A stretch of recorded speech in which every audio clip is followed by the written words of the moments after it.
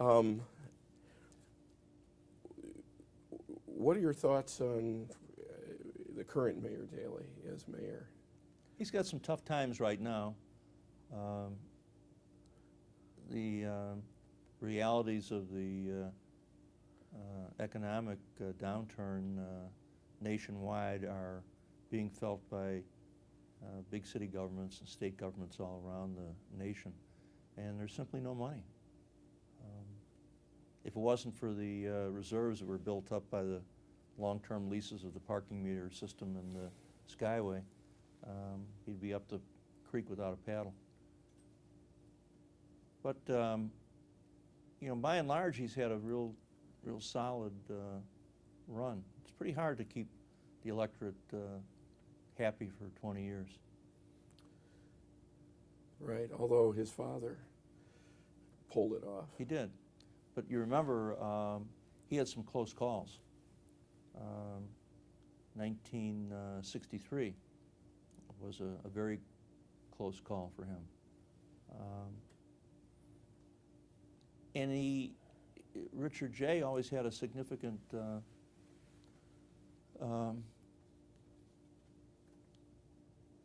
opposition. We talked earlier about the city council in those days with Seymour Simon and Jack Sperling and Bob O'Rourke and Dan Dupre, John Holen, Freeman, et cetera, et cetera. That hasn't been the case with Richard M. Daley, by and large. Right. In the early years, there was a few critics, but today it's pretty mild. How would you compare them as politicians, as executives? Well, I think things have changed so dramatically, both demographically and politically. It's hard to make a comparison. It's like comparing apples and oranges. Richard J. Daley was the last of the big city political urban legends. Rich Daley has to perform more like a manager of a Fortune 500 company than a political boss. He's done a pretty good job of portraying that image. What about the demise of the old patronage hiring system? Well, it's too bad, because I think there was a lot of merit in that, and I know that trying to run a grassroots political organization without patronage is pretty tough. When did the day come that the committeemen, the aldermen, were no longer writing letters? I don't know that there was a day as much as just a process. Right. And surely during that period of time, many were not interested in creating a trail of evidence that could be used to right. go back to the letter writer. So that letter writing ended quite a few years ago.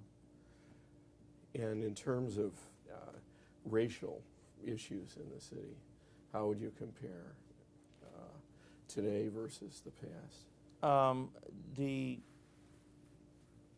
The highly charged racial politics of the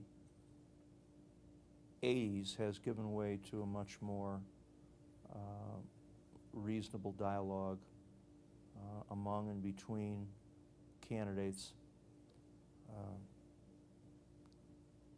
And it's almost as if there's a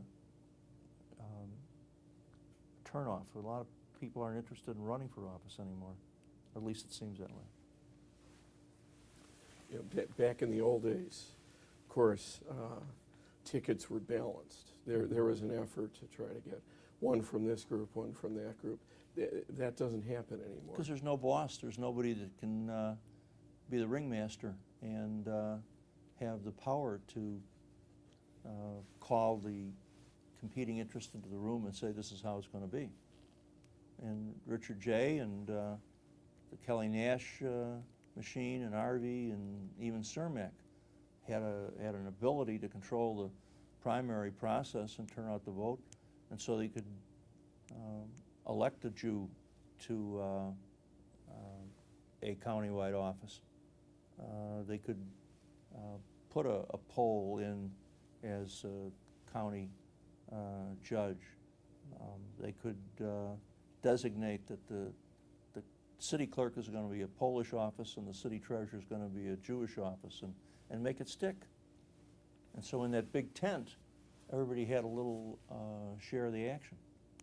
Not anymore. Well, why don't we stop?